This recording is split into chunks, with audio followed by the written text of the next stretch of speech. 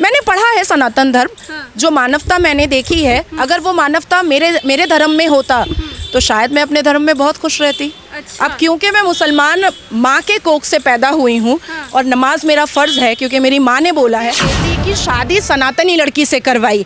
आज इमाम बुखारी साहब के पास देखिएगा, धन दौलत, लग्जरी गाड़ी, बिजनेस क्लास में ट्रैवल, सारी चीज़ें हो रही हैं, तो मतलब सनातनी लड़की का पैर घर में पड़ा और लक्ष्मी देवी की कृपा हो गई। तो मुझे लगता है कि भारत को भी हिंदू राष्ट्र कर देना चाहिए। इकोनॉमी थर्ड पोजीशन पर नहीं जाएगा, सीधा पहले पोजीशन पर चला आएगा। जब पाकिस्तान इस्लामिक देश हो सकता है, जब बांग्लादेश इस्लामिक देश हो सकता है, तो फिर भारत हिंदू राष्ट्र क्यों नहीं हो सकता है? हो ही सकता है ना। सबसे पुराना धर्म कौन सा है? सनातन धर्म है। सबसे पुराना डीएनए कौन सा है? सनातनियों का है। सबसे पुरानी किताब कौन सी है? ऋग्वेद है। तो फिर हिंदू राष्ट्र क्यों नहीं हो सकता? भारत में 82.7% जो संख्या है ना, वो सनातनियों की है। मुझे लगता है कि अब सनातनियों को ना रुद्राक्ष माला के साथ साथ थोड़ा भाला का भी काम करना पड़ेगा, तब जाकर के ये भारत जो है वो हिंदू राष्ट्र में चेंज हो सकता है।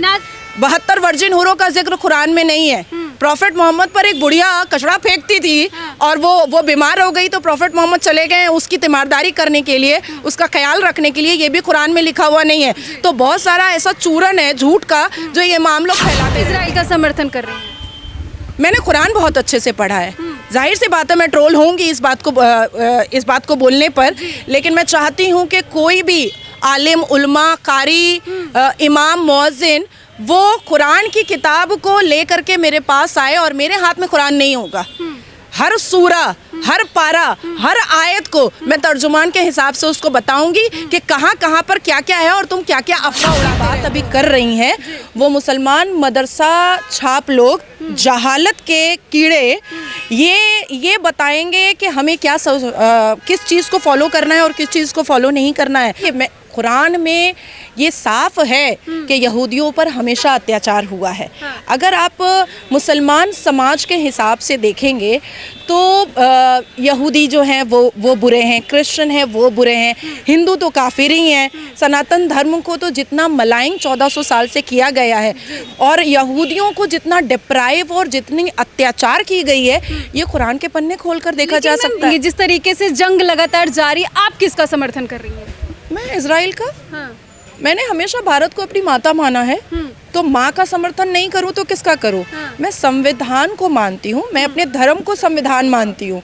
तो जाहिर सी बात है कि भारत के प्रधानमंत्री श्री नरेंद्र दामोदर दास मोदी जी ने जो कह दिया बस वही होगा। और देखिए, भारत के कुछ मुसलमान हैं जो कह रहे हैं कि फिलिस्तीन पर बहुत जुल्म किया गया है, हम हमास के समर्थन में हैं। आप भी मुसलमान कास्ट से हैं, समुदाय से हैं, तो आप जिस तरीके से समर्थन कर रही हैं, नहीं लगता कि आप पे भी सवाल खड़े होंगे? मुसलमानों की बात अभी कर रही हैं, वो मुसलमान मदरसा छाप लोग, जहालत के कीड़े, ये बताएंगे कि हमें किस चीज़ को फॉलो करना है और किस चीज़ को फॉलो नहीं करना है। दूसरी चीज़ मैं आपको बहुत क्रिस्टल क्लियर ये बता देती हूँ कि आज तक मुसलमान समाज ने क्या अचीवमेंट किया है। कोई बहुत बड़ा अचीवमेंट किया है? चलिए उनके हिसाब से ही बात कर लेते हैं, मुस्लिम समुदाय के हिसाब से ही बात कर लेते हैं। यहूदी ख़राब है, क्रिश्चियन ख़राब है, सनातन ख़राब है, पर जिस पन्ने पर और वरक पर कुरान की बातें लिखी जाती हैं और कुरान लिखा जाता है, वो भी शायद किसी न किसी सनातन के फैक्ट्री में ही बन रहा होगा वो पेज। तो तब तो कुरान भी काफिर हो गया। तब इसके बारे में कुछ बात की जाए। दूसरी चीज़ मैं कहूँगी कि असदुद्दीन अवैसी, जोड़ा अवैसी साहब, ये तो बिल्कुल साथ दे रहे हैं। हाँ, अरे भाई देंगे। आप क्यों इजराइल का समर्थन कर रहे हैं? मैंने कुरान बहुत अच्छे से पढ़ा है। जाहिर सी बात है मैं ट्रोल होंगी इस बात को बोलने पर, लेकिन मैं चाहती हूँ कि कोई भी आलिम, उलमा, कारी, इमाम, मुअज्जिन वो कुरान की किताब को लेकर के मेरे पास आए और मेरे हाथ में कुरान नहीं होगा। हर सूरा, हर पारा, हर आयत को मैं तर्जुमान के हिसाब से उसको बताऊंगी कि कहाँ कहाँ पर क्या क्या है और तुम क्या क्या अफवाह उड़ाते रहते हो। 72 वर्जिन हुरों का जिक्र कुरान में नहीं है। प्रॉफेट मोहम्मद पर एक बुढ़िया कचरा फेंकती थी और वो बीमार हो गई तो प्रॉफेट मोहम्मद चले गए उसकी तीमारदारी करने के लिए, उसका ख्याल रखने के लिए, ये भी कुरान में लिखा हुआ नहीं है। तो बहुत सारा ऐसा चूरन है झूठ का जो ये इमाम लोग फैलाते रहते हैं। दूसरी एक बात मैं कहना चाहूँगी कि इमाम बुखारी साहब के इकलौते बेटे वही इमाम बुखारी जिनको दिल्ली जामा मस्जिद के शाही इमाम हैं और फिरंगी औरत के साथ हमेशा देखे जाते थे, सोनिया गांधी जी के साथ हमेशा माइक पकड़ के। फिलिस्तीन का सपोर्ट कर रही है। कैसे नहीं करेगा, कैसे नहीं करेगा? पहले मैं ये क्लियर कर दूं, उन्होंने अपने इकलौते बेटी की शादी सनातनी लड़की से करवाई। आज इमाम बुखारी साहब के पास देखिएगा धन दौलत, लग्जरी गाड़ी, बिजनेस क्लास में ट्रैवल, सारी चीज़ें हो रही हैं। तो मतलब सनातनी लड़की का पैर घर में पड़ा और लक्ष्मी देवी की कृपा हो गई। तो मुझे लगता है कि भारत को भी हिंदू राष्ट्र कर देना चाहिए। इकोनॉमी थर्ड पोजीशन पर नहीं जाएगा, सीधा पहले पोजीशन पर चला आएगा। जब पाकिस्तान इस्लामिक देश हो सकता है, जब बांग्लादेश इस्लामिक देश हो सकता है, तो फिर भारत हिंदू राष्ट्र क्यों नहीं हो सकता है? हो ही सकता है ना। सबसे पुराना धर्म कौन सा है? सनातन धर्म है। सबसे पुराना डीएनए कौन सा है? सनातनियों का है। सबसे पुरानी किताब कौन सी है? ऋग्वेद है। तो फिर हिंदू राष्ट्र क्यों नहीं हो सकता है? अब यहाँ पर बात आई जिसकी संख्या भारी उसी की चलेगी, ऐसा कुछ उन्होंने भारत जोड़ो यात्रा वाले ने निकाला था। तो पूरे भारत में 82.7% जो संख्या है ना वो सनातनियों की है। मुझे लगता है कि अब सनातनियों को ना रुद्राक्ष माला के साथ साथ थोड़ा भाला का भी काम करना पड़ेगा, तब जाकर के ये भारत जो है वो हिंदू राष्ट्र में चेंज हो सकता है ना। सबके लिए इतना बोलती है, आपको डर नहीं लगता? क्या ही होगा, गुस्ताखे रसूल की सजा ही होगी ना। पर मैं तो सच बोल रही हूँ ना कि प्रॉफेट मोहम्मद की 9 बीवियाँ थी। 4 तो हलवा उड़ाया गया है, झूठ उड़ाया गया है, उनकी 9 बीवियाँ थी। नाज़िया जी, पाकिस्तान भी बहुत समर्थन दे रहा है हमास को। लो कर लो बात, पाकिस्तान का ही था ना। उसामा बिन लादेन उन्हीं के घर में छुपा था ना। हाफिज सईद को अभी प्रोटेक्शन कौन दे रहा है? पाकिस्तान ही दे रहा है ना। अजमल कसब किसका प्रोडक्शन था? पाकिस्तान का ही था ना। तो कुत्ते के साथ ही रहते हैं ना। फिलिस्तीन के जो चीफ हैं, कहा जा रहा है कि उनके पास 16 हमास के जो चीफ हैं उनके पास 16 करोड़ है और 16,000 करोड़ है, और वो खुद तो गाज़ा में रहते नहीं है, कभी आते नहीं है, प्राइवेट जेट से घूमते, अपने बेटे को भी घुमाते हैं और लोगों को उकसा रहे हैं लड़ाई करने के लिए। देखिए, मैं आपको एक चीज़ क्लियर बता देती हूँ कि अभी जो ईरान हमास और फ़लस्तीन के पक्ष में सामने में आया है, अगर एक डेड बॉडी गाज़ा से उठा करके फ़लस्तीन की ईरान में दे दिया जाए और कहे कि तुम अपने कब्रिस्तान में इसको दफन कर दो, वो नहीं करेगा। क्योंकि हम मुसलमानों में ना 72 फ़िरका है। मैं सुन्नी समाज से आती हूँ, मैं सुन्नत रसूल से आती हूँ। मुझे शिया कभी अपने कब्रिस्तान में दफन नहीं करेगा और शिया को कभी सुन्नी अपने कब्रिस्तान में दफन नहीं करेगा। ये आपस में आज से नहीं, एक ज़माने से लड़ रहे हैं, लेकिन दुनिया को दिखाते हैं कि हम साथ में हैं। भारत में बार बार मौलाना अरशद मदनी क्या कहते हैं कि हम 21 करोड़ हैं। भाई साहब, थोड़ा सच बोल दो, क्योंकि 72 फ़िरका जब टूटेगा, उसका जब सर्वे रिपोर्ट निकलेगा ओबीसी की तरह, तो इसमें कितना मिलेगा, आपके हाथ में कितना आएगा, ये भी सामने लाना बहुत ज़रूरी है। और 72 फ़िरकों वाले को मैं एक चीज़ और तोड़ के बता देती हूँ मौलाना अरशद मदनी के लिए कि देखिए, भारत में शिया को सुन्नी नहीं मानता है।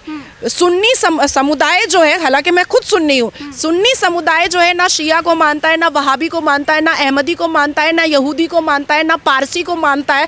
तो 72 फ़िरका जब टूटेंगे ना, तो सुन्नी के पास वोट बैंक सिर्फ बचेगा 5%। यानी कि आप कह रहे हैं कि मुस्लिम समुदाय के जो लोग हैं एक नहीं है? बिल्कुल नहीं है। अच्छा, इनको आप देखिएगा कि मौलाना अरशद मदनी और all India Muslim personal law board हमेशा कहता है मेरे मदरसे नहीं बंद होने चाहिए। मैं अपने मदरसे को बंद नहीं करूंगा, क्योंकि जो हराम की कमाई आ रही है ना, और हलाल की भी कमाई आ रही है, ये जितने स्लॉटर हाउस हैं, हलाल ये, हलाल वो, हलाल ये, जो जितने ये सब किए बिना क्या इनका धर्म नहीं चलेगा? नाज़िया जी, चलिए मुझे आप ही एक मौलाना का नाम बताइए जो इंजीनियर है, डॉक्टर है, साइंटिस्ट है, लेकिन दीन के राह में अपना काम कर रहा है। चलिए बता दीजिए, बता दीजिए।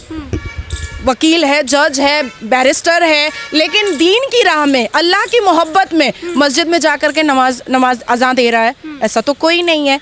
बहुत डर है इन लोगों को कि जिस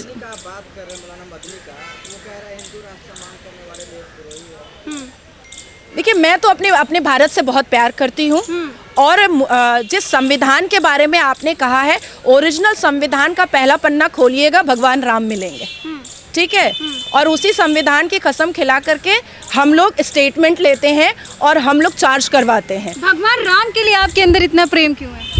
मैंने पढ़ा है सनातन धर्म, हाँ। जो मानवता मैंने देखी है, अगर वो मानवता मेरे धर्म में होता तो शायद मैं अपने धर्म में बहुत खुश रहती। अच्छा। अब क्योंकि मैं मुसलमान माँ के कोख से पैदा हुई हूँ, हाँ। और नमाज मेरा फ़र्ज़ है क्योंकि मेरी माँ ने बोला है, इसलिए मैं पढ़ती हूँ। चलिए, हमास आतंकियों का जो समर्थन लगातार भारत के भी कुछ मुस्लिम कर रहे हैं, कुछ पार्टी के लोग भी कर रहे हैं, उन लोगों को क्या बोलेंगे आप?